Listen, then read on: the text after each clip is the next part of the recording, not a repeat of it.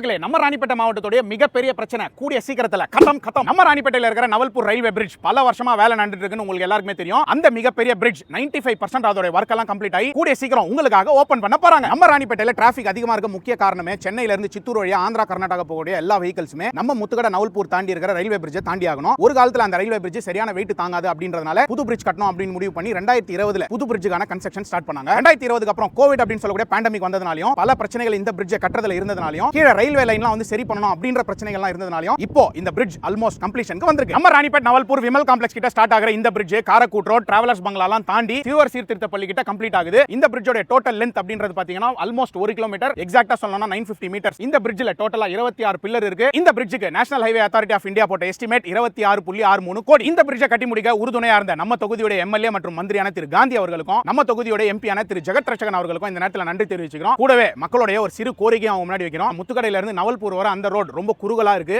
Traffic ஆகுது, நிறைய accidents ஆகுது. அதையும் கொஞ்சம் விசாலமா கொஞ்சம் எக்ஸ்டெண்ட் பண்ணி கொடுத்துட்டீங்கன்னா எங்க ராணிப்பேட் மக்களுடைய டிராபிக் பிரச்சனை அறவே தீந்துரும். டேட் எப்போ அப்படின்னு தெரிஞ்ச உடனே உங்க எல்லாருக்குமே நான் சொல்றேன், இந்த வீடியோவை உங்களுக்கு தெரிஞ்ச எல்லாருக்குமே ஷேர் பண்ணி ராணிப்பேட்ல டிராபிக் பயங்கரமா குறைய போகுது அப்படின்னு சொல்லுங்க.